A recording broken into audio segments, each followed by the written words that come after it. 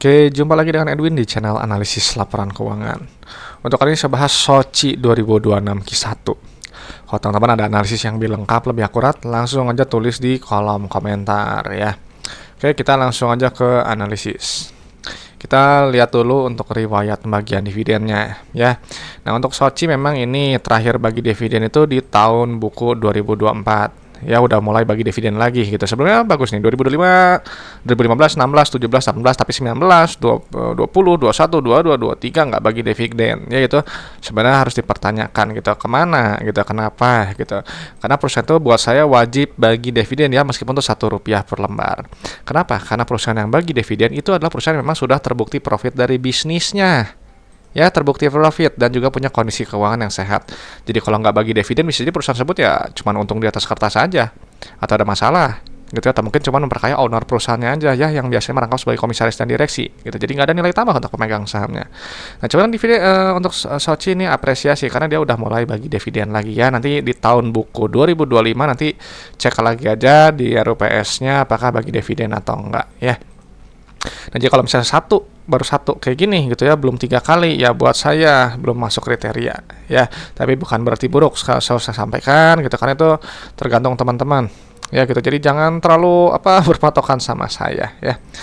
Oke, di sini kita lihat untuk satuannya USD ya, kita pindahin dulu.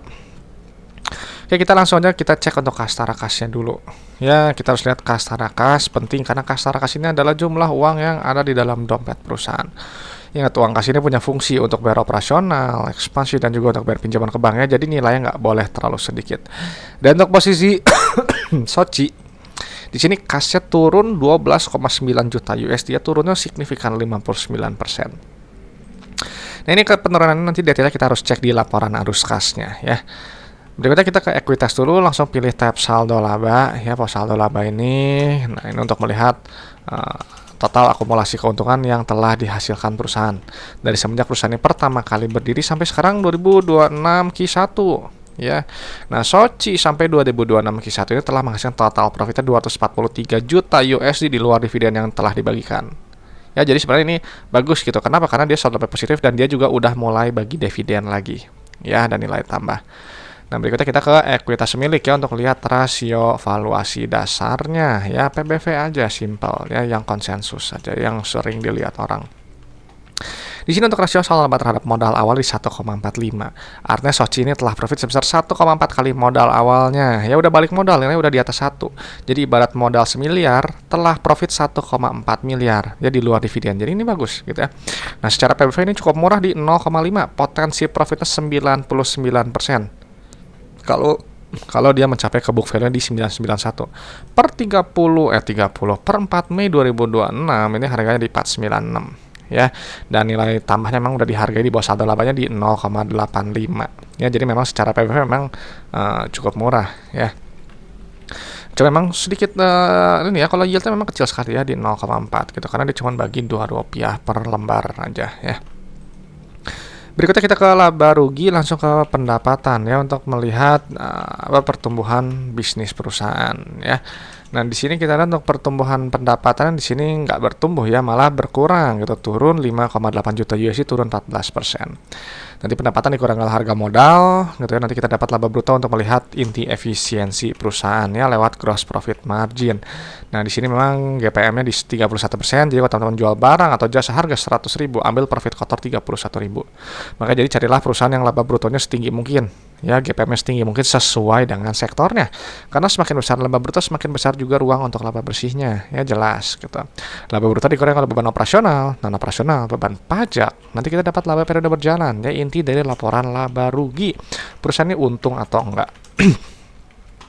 Nah, di sini laba bruto tumbuh ya 16%, naik 1,5 juta USD, laba bersih naik 2,3 juta USD ya, 81% nih, signifikan. Ya, gitu, ini bagus gitu ya. Meskipun saya nggak cek ya lah pos-pos kecilnya gitu. Nah, secara PER gitu, PBV ini cukup murah, PER juga masih masuk akal ya, di bawah 10 di 9,6. PER itu adalah jumlah waktu dalam satuan tahun untuk balik modal berdasarkan earning per share ya, bukan berdasarkan dividen. Kalau pakai dividen ini 248, artinya holding period 248 tahun ya untuk balik modal berdasarkan dividen aja. Tapi kalau pakai earning per share ini 9,6 tahun ya, dibulatkan 10 tahun ya, ini masih masuk akal ya, di atas 5 di bawah 10. Berikutnya ke laporan arus kas ya, untuk melihat jumlah uang yang customer bayar ke perusahaan ya. Langsung pilih penerimaan kas dari pelanggannya dulu ya. Nah, ini kita lihat di sini rasionya bagusnya tinggi di 108%, ini jauh ya, signifikan dibandingkan dengan periode sebelumnya. Ini di bawah 90%, di 87 itu menurut saya buruk gitu ya, kurang gitu bagus gitu. Dan sekarang udah ada perbaikan nih, bagus ya. Artinya ini kalau 108 juta tuh ibarat teman-teman jual barang 100 juta, customer bayar 108 juta, 8 juta lebih tinggi gitu ya. Loh, kok bisa? 8 juta itu adalah piutang yang mungkin sebelumnya belum tertagih ya. Jadi makanya penerimaan kas harus tinggi karena digunakan untuk aktivitas-aktivitas perusahaan ya. Nah, ini penerimaan kasnya di sini tumbuh 2,5 juta USD, naik 7% nih. Nah, uang dikumpulkan ini kita gunakan untuk bayar operasional dulu ya. Kita dapatnya CFO yang ini nilainya wajib positif ya. Artinya kalau positif, bisnisnya menghasilkan uang tunai. Jadi uang dikumpulkan susah apa ini nggak cuma habis untuk bayar operasional aja ya gitu. Jadi kan teman-teman yang punya bisnis kan pernah nggak sih teman-teman punya bisnis gitu, kenapa ya saya kok mencetak untung tapi uangnya tuh habis gitu untuk bayar operasional aja ya, nggak dapat apa-apa gitu. Nah, itu seperti ini gitu ya. Jadi makanya wajib positif. Net CFA ini bagus ya, net CFA naik signifikan ya, tumbuh 137%, tumbuh 9,6 juta USD. Berikutnya untuk aktivitas ekspansi usaha. Di sini nilainya negatif, ada perusahaan berekspansi atau enggak dia memelihara aset produktifnya. Nah, cuman memang di sini memang untuk Soci sendiri ini nilainya turun ya, turun 50%, jadi mungkin perusahaan cenderung ke maintenance saja. Kita nggak ekspansi seperti di periode sebelumnya. Ini kan sebelum itu ada DP ya untuk pembelian aset tetap. Nah, kalau yang sekarang ya cuma setengahnya aja tadi ya.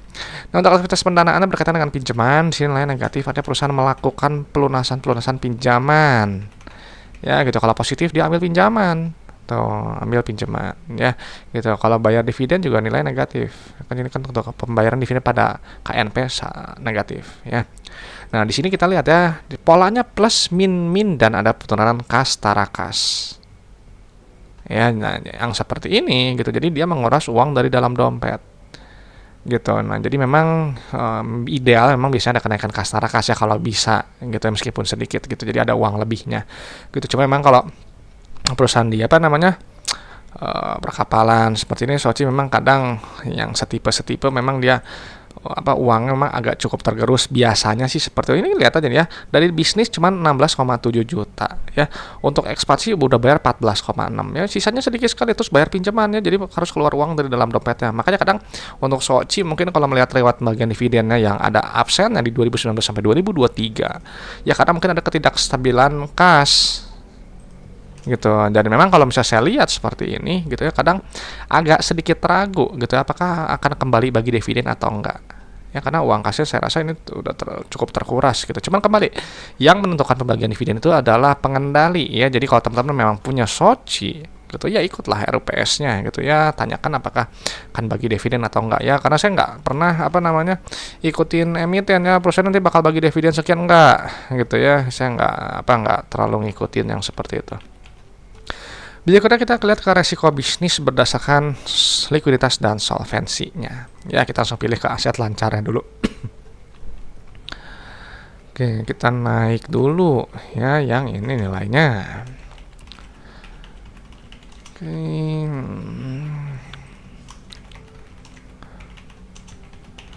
Oke, di sini lihat ya, untuk rasio lancar memang lemah ya di 0,6. Gitu. Rasio kas juga sangat lemah di 0,1. Bukan utang, kewajiban depan mata yang harus lunas kurang dari 87 juta USD. Uang di dompet cuma 8,7. Ya cuma 1/10-nya.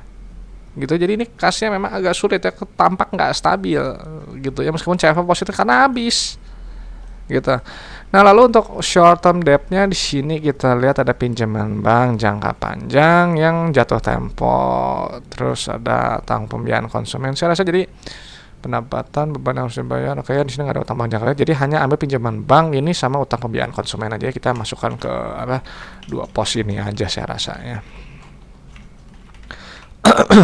Maaf ya, suara saya mungkin agak gak enak sedikit gitu ya, karena sedang radang.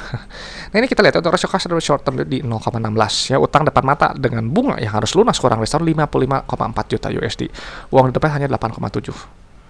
Ya, jadi ini memang kalau misalnya ada masalah di cash flow gitu, ini cukup fragile gitu ya, cukup rapuh gitu karena kasnya tipis.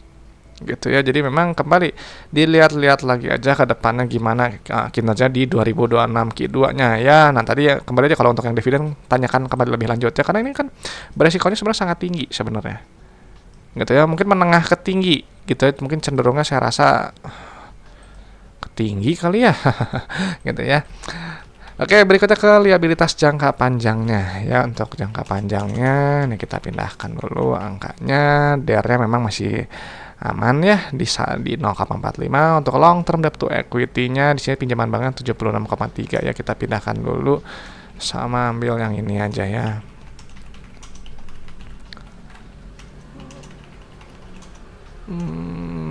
Biar konsumen. Di sini memang long term debt to equity masih aman ya di 0,19 gitu. Jadi masih ruang gitu. Jadi untuk jangka panjang memang masih banyak ruang ya. Tadi resikonya mungkin rendah gitu. Tapi untuk masalah likuiditas nih ya gitu, untuk utang depan matanya nih gitu ya. Itu yang harus dilihat lebih lanjut gitu. Memang di sini ada penurunan total debt gitu ya, jadi lebih terkendali.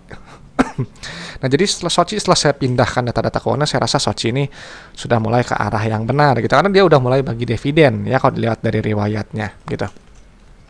Cuman perusahaan ini juga telah profit 1,45 kali modal awalnya ya, bagus gitu ya. PBV cukup murah di 0,5, potensi profit 99%. Ya, PER juga masuk akal di 5 sampai 10 di 9,6. Cuman cash flow-nya memang ini uang dari hasil operasional ini habis ya untuk bayar ekspansi dan juga untuk bayar pinjaman ke bank, dan juga ada penurunan kas yang artinya perusahaan harus keluar uang dari dalam dompetnya. Ya, ini jadi harus dicek lagi ya. Tadi untuk kinerja, untuk pembagian dividen apakah bagi atau enggak itu kembali ke manajemen gitu. Cuman kalau saya lihat memang agak sulit gitu ya untuk bisa bagi dividen, pun bagi juga pasti akan kecil lagi gitu ya, karena uangnya bisa dibilang tadi hampir nggak ada sisa ya. Total debt jadi lebih terkendali ya, ada penurunan. Secara likuiditas ini memang tampaknya resiko tinggi gitu, tampak lemah gitu, karena kalau sekali lagi cash flow yang terganggu, ada kesulitan likuiditas, ini bisa berbahaya gitu ya. Jadi pastikan secara operasional dia berjalan dengan baik ya, terutama dari sisi utang yang akan jatuh tempo kurang dari setahunnya tadi. Nah, untuk jangka panjang saya rasa sih masih terkendali ya, ini jauh karena di 0,19 gitu. Oke, saya rasa itu aja pada waktu saya untuk Soci ya. Dan ya saya ingatkan ya ke teman-teman, kalau analisis laporan keuangan ini hanyalah sebagian kecil dari fundamental, hanya menilai kinerja masa lalu ya. Jadi untuk prospek ke depannya teman-teman yang harus nilai sendiri. Dan juga saya nggak bahas harga saham itu murni kita kembalikan ke mekanisme pasar ya. Jadi naik turun saya nggak tahu itu ya, nggak bahas juga, nggak begitu peduli juga gitu ya untuk jangka pendek. Dan juga untuk valuasi sederhana ya, hanya pakai PBV dan PER. Jadi kalau teman-teman ada valuasi yang lebih bagus, lebih akurat, pakai aja ya, karena valuasi itu sifatnya subjektif dan relatif ya, berbeda untuk tiap orang. Oke, itu aja teman-teman. Terima kasih sudah menyimak. Ya, kalau ada pertanyaan dari saham langsung aja tulis di kolom komentar. Saya Edwin dari channel analisis laporan keuangan. Sampai jumpa di video-video berikutnya.